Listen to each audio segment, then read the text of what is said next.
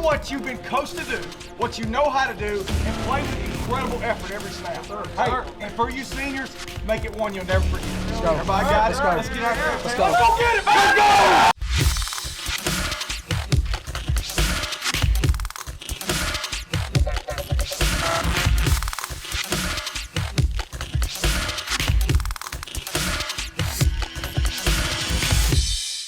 Hi, welcome back to the Coach Brian Moore Show. Morgan and Prater, Coach Brian Moore.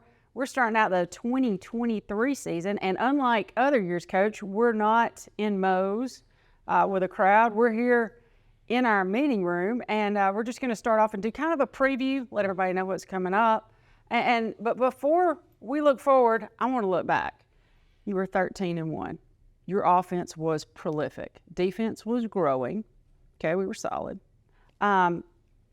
What can you say about that, and how do we get that back this year? Well, what are we looking at? That's the goal. I think last year was a great year. It was a historic year for our program, really the last two, combined. And there have been a lot of people that have been involved with that, and just really, really proud of that run, last year. And, getting to the quarterfinals and playing Mountain Brook. And, obviously now the task is to get past that. But we're going to miss some of those guys. The Eli Tidwells and Isaiahs and Walker Holes and just Dalton and just so many of the senior class that are gone. Jack, of course, and Crawford Lang, and just so many that we're going to miss. And those guys were 3-year starters with me here, and came in as 10th graders. And so obviously they have a special place, in my heart. And we're going to miss them. And some of the offensive linemen too.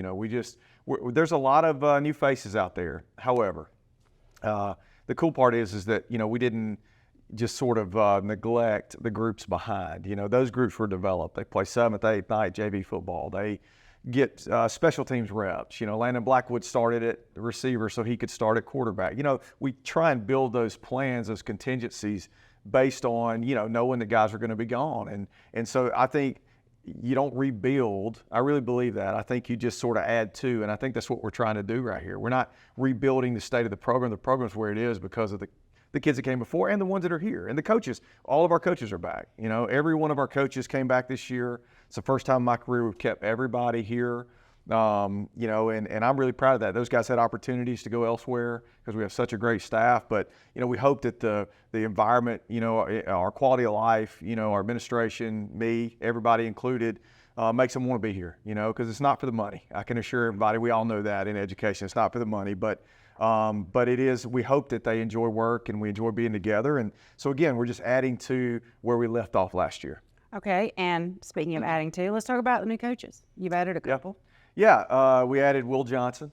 Will Johnson is going to coach our 9th grade, he's going to coordinate our 9th grade so Skylar Foreman can go back a little bit more natural position to coach. And he's our 9th grade head coach, but he's going to call our defense. And so last year he called our offense, and which is a great learning experience for him. But this year, Coach Johnson comes in. He was a varsity offensive coordinator. We hired him here to be our 9th grade offense. That's kind of the product and the situation that we're in, that we can bring coaches from the varsity level, into our program, even former head coaches into our program to be assistants. And I think that speaks volumes for where we are. But also Zeke McCann, is part of that too. Zeke played last year. Was a 3-year guy, snapper, fullback, did a lot for us, and he's going to help coach and has done a great job. So, again, we didn't lose anybody. We just added to, what we're trying to do here. It says a lot about your program when a former player wants to come back, just to be a student assistant. Well, it's so cool to see. He brings great energy, to the table. And look at our coaching staff as a whole. Wade Miller, Matt Prater, Will Lang, all these guys played here, and so I think it means a little bit more to them, than everybody else. They bleed it, and I think there's got to be a balance of fresh new ideas, guys that we brought in, me, and guys that aren't from here, and then guys that it matters so much to. And so, yeah, former players, I love keeping those guys around. It's great to have them. Well, we talked about that tradition with the playoffs, so hopefully we'll be talking about it again in the future. But first, I want to talk about this right here. Yeah. It's called a huddle box. Yeah. It's going to be a new addition to our ball games. Tell us about what it is. Yeah, so we bought 2 of these, and basically it's one of them has a speaker system. So I'm big on music at practice. I think not every period, there's some coaching and teaching. Probably less than half of it has music, but the periods that are really competitive, we do music and get after it and try to get a little juice, and create a little excitement and have some fun. If you watch a kid in his car, probably 90% of them are going to have music on. They're going to walk around with earbuds. That's just kind of the way of life, and I think that's a great way to speak to them, and of course we try and make sure it sounds pretty good and it's clean. But we do that, and then it also provides TVs for us for the sideline. So it's all in one. So it has these big casters on the bottom. We roll it out on the game field, and then we set up 2 sideline TVs. They're 42-inch TVs that come out of this. It's weatherproof and that sort of thing that help us. And so we're getting 2 different angles. Like, so in game, people get upset about the tent sometimes, and I apologize. I want the tent to be out of the way, but we do that so that we can see the TVs and that we can get live action replays in the game. So nowadays, coaches are on the sideline watching that stuff with players. We're making live corrections, so it's kind of cool. So I'm probably the one that knows the least about what happened in the game because I never get to see it. I'm always on the sideline. The rest of them are looking at film at some point, but I'm the only one that hasn't seen the film, so to speak, when the game's over. So they inform me a lot on what's going on. But this is a new product. A lot of programs across the state have them, and I think it's going to just advance us and help us, again, mostly with our sideline TV. Well, and I love the compact weatherproof mobility. Yeah. I think that's going to be great for y'all when we break down after the games. And about the tent, it may not be the most convenient for some of our fans, but I guarantee you, if you said, hey, we lose to Austin and you lose the tent, or we beat Austin, we have the tent. Put the tent up. I don't think there's a question of what we do. Sure. So we're going to take a quick break. We'll be right back. You're watching the Coach Brian Moore Show. Come see us at Eddie Pruitt Ford. We're a proud supporter of Hartselle Athletics.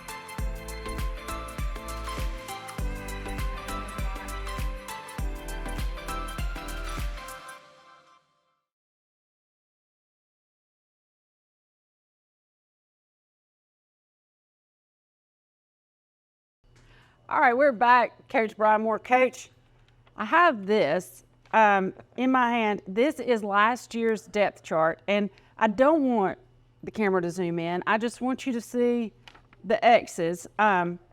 We have 4 guys returning in their spot from last year. Now, there are some concessions. There are some starters that have moved a little bit. There are a lot of X's here. What's going on? What are we doing?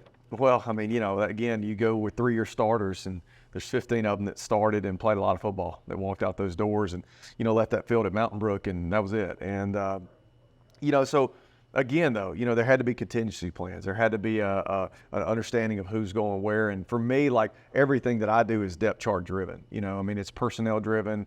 And so we look a lot at that. We spend a lot of time on that, and who shuffles where, and and how old's that guy going to be when he's ready to start, and then if there are 2 guys in front of him that are the same age, where can we slide this piece to make that kid have the greatest experience and to help our football team. So we did a lot of that, and again, the preparations were made to get prepared for that. The fact is we are, not quite as experienced as we have been, but we also have some pieces like Landon Blackwood, for example, like I mentioned, receiver to quarterback. He's played a lot of football. He's a senior starter. He's not a freshman going in there having to start. Rye Fletcher standing there beside him as a senior. Stennett Hageman's the fullback. He's a senior. Scout Arp's a senior left tackle. So, there are some, senior guys in there. But again, with that class last year left some holes. And, we hope that we fill those. It was a slow go. You think about spring and playing Huntsville and then playing 4 7As this summer. Those were some struggles. But I think you're going to fail either then, as you prepare, or you're going to fail in games this year.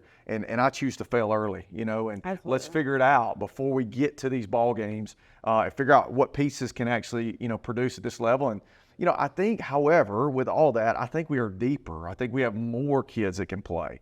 Okay. Our football team in general has grown. We're up to 115 varsity players. When I first got here, there were 75. So that's 9 through 12, 75. And now there's 115, 9 through 12. And so we've seen those numbers. It's a numbers game for us, a developmental game. It's a let's be old game. We don't need to be 14 starting here. Our kids typically are not ready at that time. But when they're 17 or 18, they look like a different person, and really develop. And I think we're seeing that now. Well, and personal observation, one of the strengths of this coaching staff is being able to take athletes and putting them in the position to succeed. Yeah. I mean, it's not necessarily, you're going to play just this position and that's it. Let's move you around. Let's see if it works. And it's been a great synergy. I mean, you can see it on the field. But we're going to start with the quarterback position. There's a guy named Jack Smith that's playing baseball in Arkansas. Yeah. That's who was there last year. So Landon Blackwood steps in. His brother was a phenomenal quarterback for us a couple of years ago. Yeah. So what does Landon bring to the table? What can we look for? Well, Landon's his own person first. I think that's something that, I try and portray to people and to him. You're not JT, Absolutely. And I think, big brother, little brother, let's get out of that. And I think JT's an incredible player, and Jack was too. And before that, Parker Sawyer had a great year. I mean, so we've had 3 years in a row of really good quarterback play.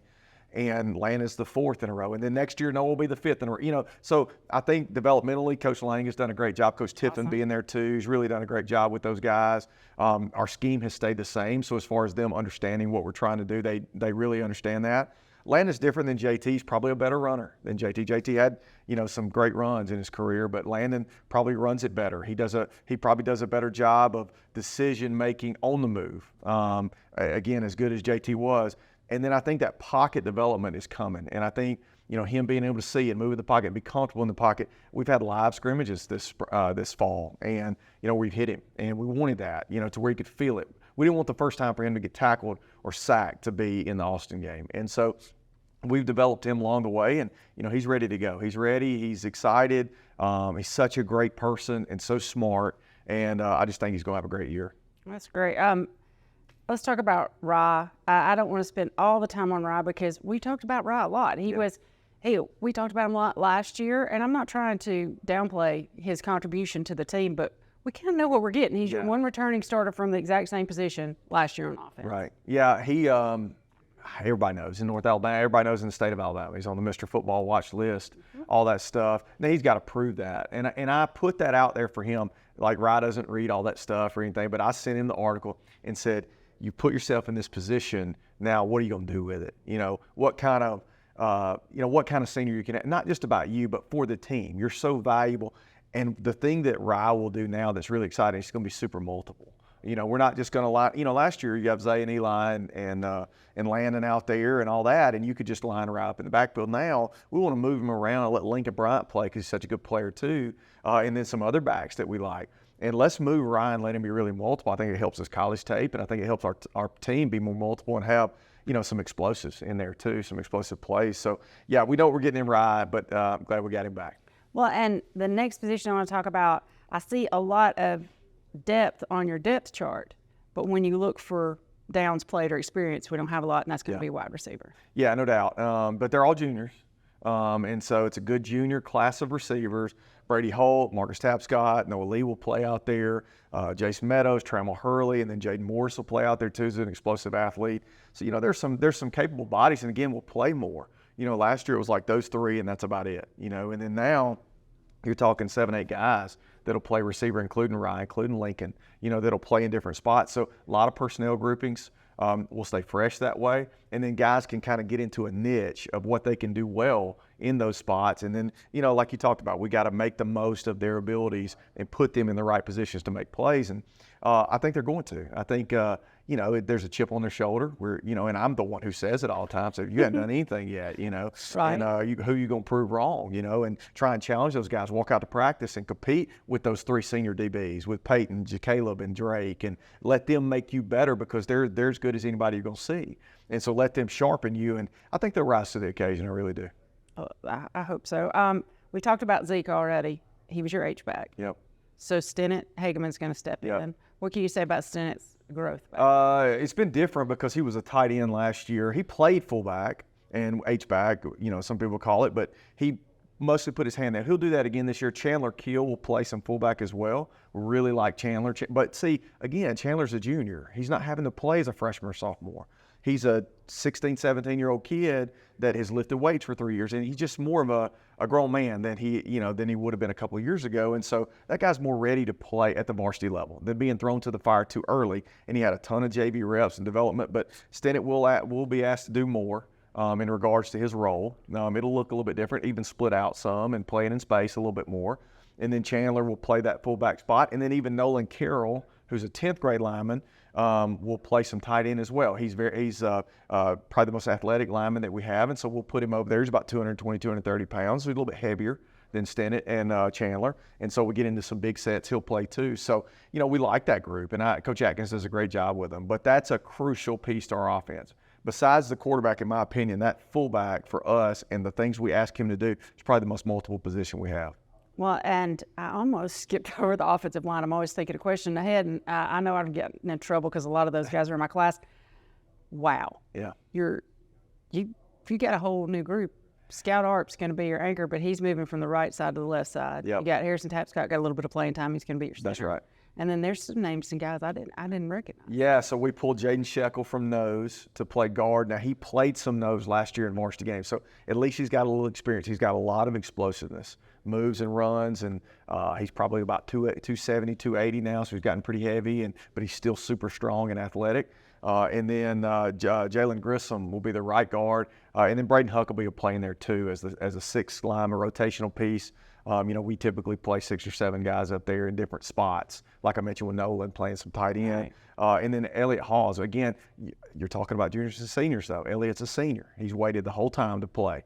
And now he's 18 years old and he's ready to play. He's strong and that sort of thing, and he's really agile. So although that group is younger or less experienced, they're bigger, they're stronger than the group a year ago. They're all about 270, 280. And they've just been in the program for a long time. So again, they're guys that sat and waited their time, and now they're ready to go. So we've got new names this time, just not where we were in 2020 with new names with babies. playing experience. Right, yeah, you don't want new names that are 9th, 10th graders. That's not a good recipe. Exactly. Special teams, I do want to touch on that. Noah Yates is going to take over kicking duties from Crawford Lang, who was a 4-year starter. Yeah. And then I want to ask about who's going to return our kicks. So tell us a little bit about Noah. Well, he's a senior, so that's good too. Like I said, everybody that's filling in is an older person. The first year, I always say we walk out there in the parking lot, and there were no cars because nobody could drive, And now at least they're all driving and, can get here. And Noah's older and has waited his turn. We, a couple years ago when Crawford was hurt, we went and hunted soccer players and everybody that could come and kick for us. And we found Noah, and Noah had no clue at that time how to kick, and Coach Chapman, one of our coaches, good friends with his dad Drew, and so they, we figured it out. No, let's give this a shot. And he's super mentally tough, very accurate. He doesn't have the leg that Crawford does, but he's good from 40 in. So it's not like he doesn't have a leg. In high school football, there's a lot of people that would love to have that guy. And he's handling all the duties. He's punting the ball extremely well. He's super long and lanky, so he, the punt explodes off his foot and he kicks it with great height. His kickoffs are better. Accuracy-wise, he's probably better than Crawford about putting it where he wants to. He just doesn't kick it through the uprights like Crawford sometimes. But I really like Noah. He's worked so hard to get to this point. And then as far as specialists, too, on top of that, with Zeke leaving as the snapper, Eli King will be the snapper as a 10th grader, but is really athletic and does a great job with that. Landon Blackwood will hold. Noah can hold. So we got some options there too. And then one name I want to mention, Alex Hatfield, is a soccer player that's come out to play, great kid. And so we're excited about him. He can kick the ball in the end zone. He's just got to get a little more consistent to get there. So we'll see if Alex gets a rep or two against Austin, but he's ready to go. But yeah, we're really excited about Noah. And then return-wise, Rye, Lincoln, Jacaleb Goodwin can return kicks. Saban Witt has returned kicks. Cole Miles returned one for a touchdown in a JV game. Has done that. So, we've got some options back there, just some new faces. I was about to say, keep naming names, make people have to hunt No and figure out No who's doubt. going to be doing it. All right, we'll be right back for a final segment. You're watching the Coach Brian Moore Show. This is Shane Odom with Marmac Commercial Real Estate. We approach real estate with our 3I approach: integrity, intelligence, and innovation. To be your full-service real estate company that can handle all your real estate needs, from commercial, such as warehouse, retail, apartments, to land, farms, residential developments, along with houses such as investment homes or your dream home.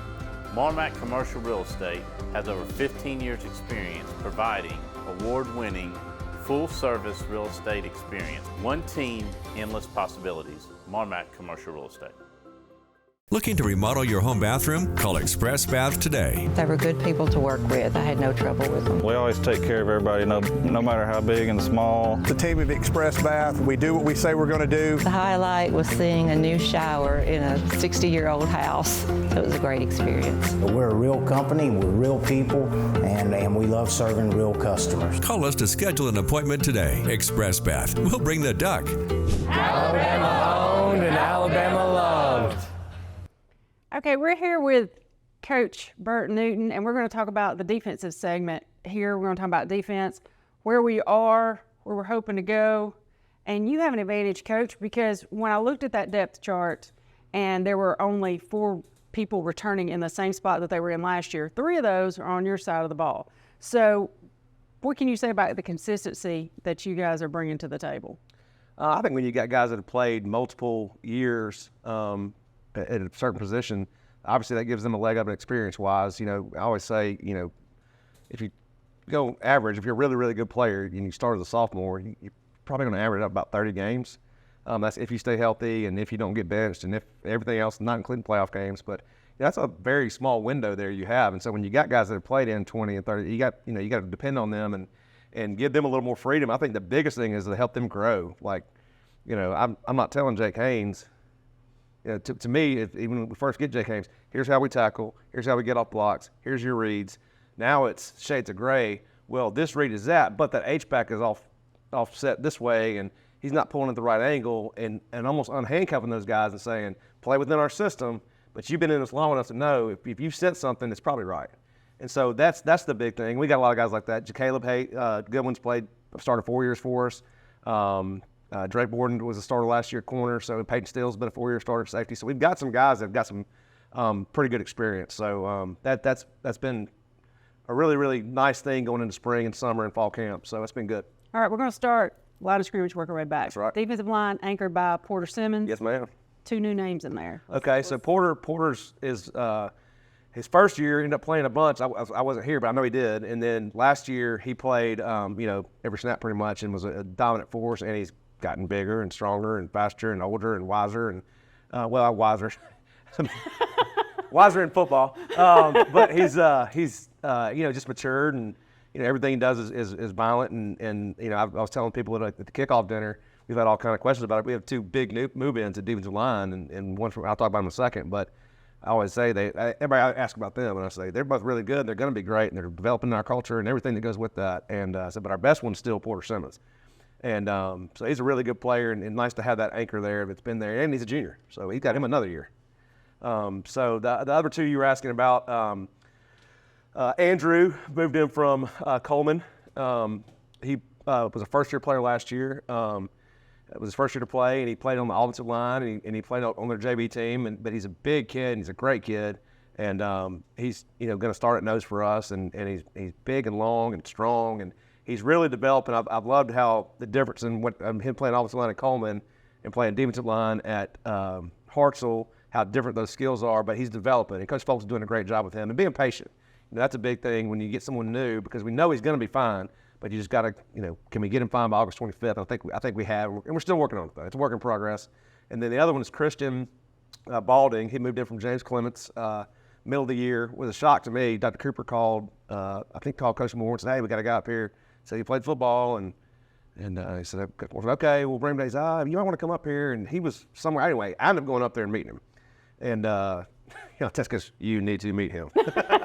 But he had been on James Clemens' team last year. And anyway, we got him. They moved here, and he finished the year out here. And so he had an off season with us basically, and really developed some toughness and really learning. I think character-wise, learning. It's always just a stepstone, and he's getting better and better and better. But he's almost like a different kid as far as attitude and being coachable than he was when he got here, and that's been great to see. He's really, really talented, and I think he's going to make a bunch of plays. We're going to play him at defensive end. He's going to start there, but he's also going to play some nose. So really excited about Christian. That's awesome. Linebackers. Okay. One of the things I noticed was a name Peyton Steele by Mike. Okay. So you moved him around. We have. You still have Jake Haynes. Yes. Tell me about that. You might have a Pruitt out there. Is We do. Spur Yes. considered a linebacker? Yeah, the outside linebackers are Spurs and Rovers. So Okay. yes, but so I'll start with the inside guys. Okay. So Jake started at Mike Force every game last year, led the team in tackles, and is an unbelievable leader. Does everything right. Just been really, really good for our program, and everything he's done he's everything you want in a football player. You know, if it was your kid, that's how you want him to be. Or at least me, that's how I would want him to be. And then Peyton, who I think had 1 or 2 less tackles than Jake from free safety, has also moved into the box. And what that allows us to do is we play him at Mike, and then we bump Jake out to the Sam, which is a stat linebacker over the tackle, whereas the Mike's over the center. And it gives us a little more speed. And Jake's really, really good at getting downhill at Sam, like really good at it. And it just makes us a difference maker. But we still love that safety blanket of having Peyton at free safety. So he's playing both. I would say we're splitting time 50-50. And I think depending on down and distance and personnel and scheme of who we're playing, that could look, I could see Peyton playing the whole game at safety, and I could see him playing 75% of the game at Mike, depending on who we're playing. And how everybody else is doing too. It's kind of, I know those two guys are going to show up and perform on Friday nights. So it's a lot of it is piecing other people around them and having conversations with kids saying, hey, if you'll show me A, B, and C, I'm going to give you more playing time because these guys can move around. Right. So that's been really good. The other 2 inside linebackers that have been getting, or 3 inside linebackers that have been getting reps have been Jameson Falciani, who's also kind of doing the same thing. He's playing defensive line and stack, and he's coming on and been good and developing and really good weight room guy and great kid. And then Jay Lee, tremendous weight room guy as well. Jay Lee's last name is Metz, sorry. He was moved last year here and had to play JV because of an eligibility thing, but this year he's full-time varsity and he's playing our will linebacker, which is the stack on the other side from the Sam. And he's been, when he does it right, he's like a hammer. Like he comes there and linemen go backwards. And our line, I'm judging our offensive line's big. They are big and strong and I mean they're massive for high school in my opinion.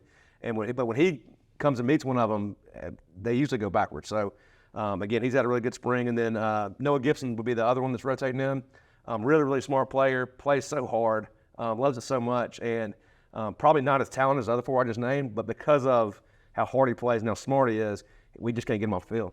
Right. And so he's been great. Do you want me to move on to the outside linebackers? Sure. Okay, so our outside linebackers Spurs, which also are like hybrid safeties for us. The guys that are going to start are Jace Pruitt, had a heck of an offseason. We were watching some special teams, and I just had to look up, and it was Jace last year making a play. And I said, I cannot believe that it's Jace Pruitt. He looks like a different human being. I bet he's put on 25 pounds of muscle. He just looks bigger and stronger. Everything about him, yes. He got a little taller and all that kind of stuff, but developed mature-wise. And when we first put pads on after, in spring it was good, but then he had another summer to develop with weights and everything. We first put pads on in the spring. We actually had to go inside because of rain. Man, I'd like some of that now, right? Cool us down a little bit. But it was noticeable how when he first hit someone, it's almost like he didn't know what to do. Wait, that guy fell down? Hold on now. But that's getting better and better and better. So he's really athletic and long. We're excited about him. And then he's playing our spur position, which is the field outside linebacker. But again, they also play safety and a hybrid safety position. So they're almost like DBs and linebackers. We have to do a lot. And the other one is Cole Miles. He played on a bunch of special teams last year. Obviously played on the freshman team, was great there. And he's playing our rover, which is our boundary safety / outside linebacker. And just really athletic and has developed the same thing. I'm really impressed with Cole and his development and how he's gotten bigger and stronger because, that guy played 3 sports. Right. And got pulled up to the varsity in basketball and baseball and essentially football at the end of the year last year. So the time for him to work out is limited. And he's working out with me. And even when they had games, if he wasn't going to play, if he didn't think he was going to play, if being pulled up or not enough, he's like, I'm getting my lift in. Yes, sir. Come on. It shows. And so he's really, really developing and getting some confidence there, being physical. So I'm really excited about those guys, starting there. And then so the next edition will be our DBs. You got 2 returning starters there. Yes, 2 corners in Drake Borden and Caleb Goodwin. Had a really, really good offseason, both of them. They had a good fall camp. Just yesterday, it's funny how you meet on, like literally we met for hours on Sunday about what the scheme we want to run against certain, Austin schemes. And I thought, hey, we're missing something. We knew it was one of their number 1 plays. And then we get out to practice today and we hadn't even walked through it. And we were actually going against our offense, and I thought to myself, I was like, you know what would kill that? And I called the certain coverage. I looked over at Caleb and said, hey, you remember split from last year? He goes, yeah. I said, run it. he jumps inside and knocks it down, and then Drake did the same thing the next play on the other side, so that's really neat. Of course, we're going to work the heck out of it today, and it's going to be something we do. But this week especially in certain situations, but we didn't have to meet and coach and teach. I just said it, and of course they're going to work it today, make sure we're on technique, and in that same vein, our third corner, who went in on third and long situations in our dime package, Saban Witt has had a heck of an offseason, a heck of a summer.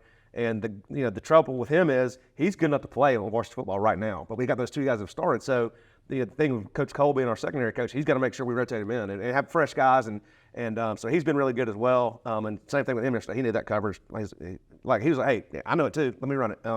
So anyway, really excited about them. And then the last position would be the one that Peyton has started after the last 3 years.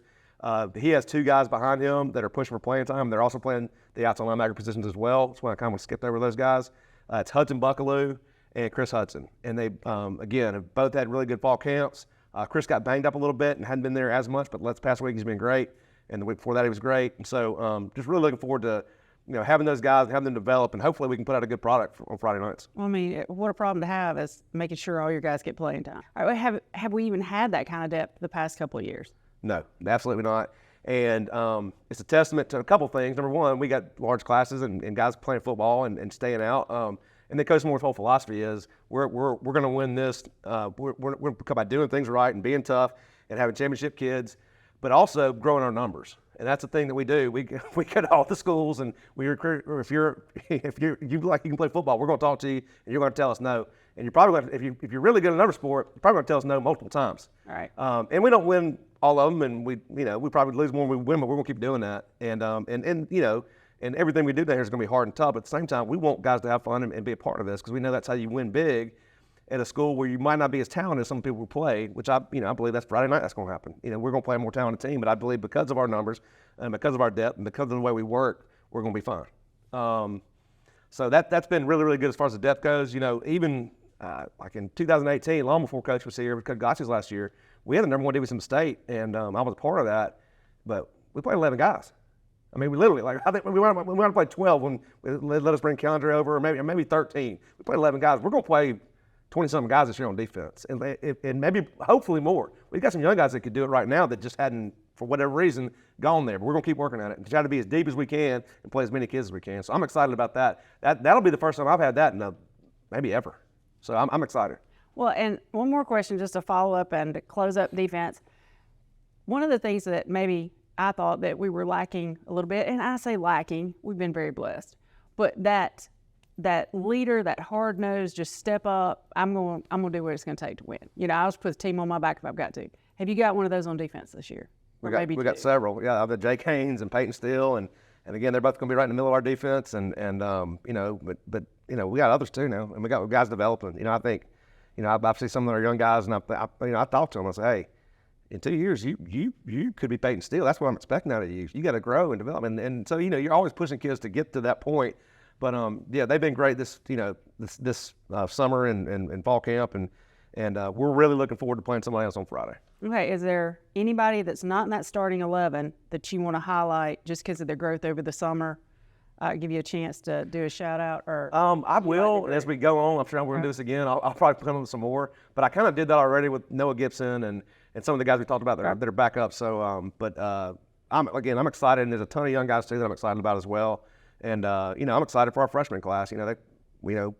They're not as good as our 10th grade class if you look at the record from 8th grade on, but there's a lot of pieces there that are going to be really, really good, and they're a hard-working bunch. And in 15 minutes we'll be lifting weights with them and get ready to go again. If they do that right for the whole year, there's another group will be coming in that will be ready to go. So again, excited about the whole state of our program right now. All right. Thanks, Bert. See you Friday night. Thanks so much.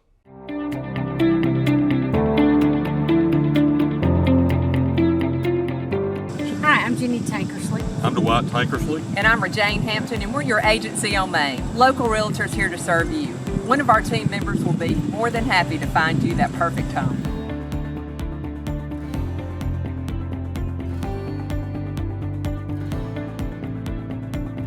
Go Tigers!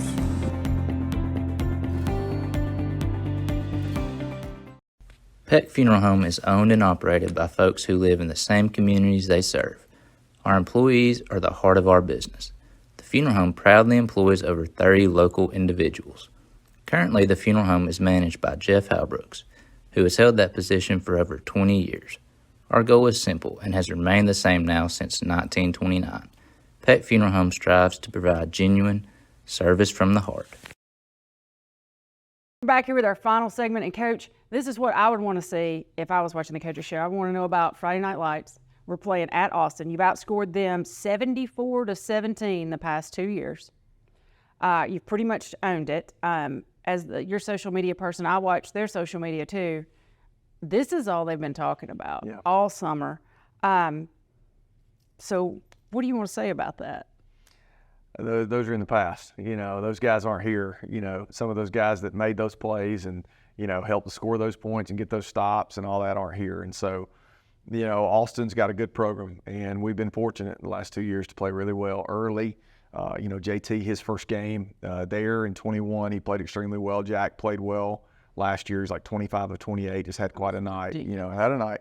And Eli had 3 touchdowns, and Rye had 2. And, it just was it was a good night. And but this is a different deal. To go over there and think that it's going to look anything like that again is crazy.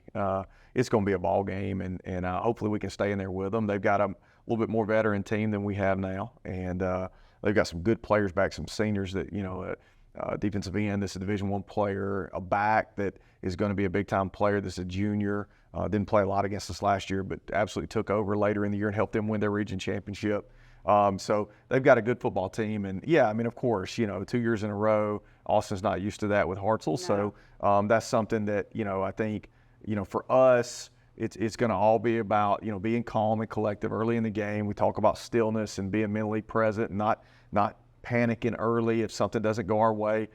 Just being calm. And we've talked a lot this week about mental prep and, how we recognize what happens, how we reset, relax, and then ultimately how we re-engage in the new moment. We've talked a ton about that lately and how we go about our 10 seconds between plays and what that looks like. They say that most drives and most big plays come after a bad one. So like typically, you've gone a couple plays, you hadn't played well early in the drive, and it sort of snowballs out of control. How do we get that back and stop the momentum of the other team? And so we've talked a lot about that this week. And so that's a new kind of piece that we're trying to get into. We talked all these years, we talked about character and all that kind of stuff, but we've really never talked about the mental prep for them and like what that's supposed to look like and how I flush things and start new. And so we're talking a lot about that right now, and I think our kids are handling it good. Hopefully we'll handle the moment, obviously the heat and the things that we've done to accommodate the heat. And I got a question about that. To control, sorry, Margaret, and to control that piece. I think that we're, hopefully, everybody's doing what I told them to do all week in preparation for Friday night. Well, and I started smiling because I'm wondering how many times you showed them 2nd and 23. Yeah.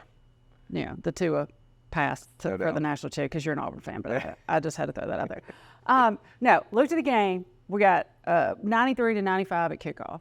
Yep. Which is a heat index of 103 to 105. Yep. And then because I'm just extra, I Googled how to add temperature for the turf temperature. Yep. And they said to add 65 degrees to get your turf temperature. Uh-huh. So you're looking at a turf temperature of 150 or so. Yep. So what are we doing? But now they're out there too. Yeah. Well, the turf temperature, kind of the, I guess, misconception on that is how high that temperature goes. That's down around your feet and ankles, and it is hot on your feet and that sort of thing. But, luckily it doesn't get all the way up to you. I went multiple years coaching on that, so we practiced on turf every day, like Austin does. And so you do get used to it. And so that's an advantage for them. So, but what do? Well, we control the climate best we can, right? So we take charter buses with air condition. We have cooling fans all over the sideline with generators so that we don't have power issues on their sideline, and that sort of trip a breaker or whatever and have a problem.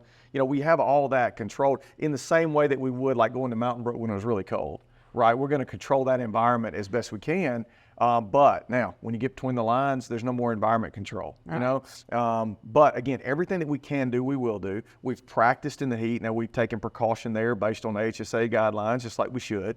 More frequent breaks, trim practice time, all that kind of stuff go in the morning a couple of days. But my philosophy on it is we go hard Monday, Tuesday after school. We sweat and get acclimated to the heat, and here we go. We go Wednesday, Thursday morning. We start liquid IVs and our hydration plan that I've sent to them. We start our carbohydrate plan and how much we put into our body and how much we eat and how do we maintain our weight. And so we start preparing for that. And So we're going to do everything we can, I can assure you, to have an advantage in the game. And hopefully they follow the plan, just, you know, even though it's real life scenarios and it's hard to get everything done.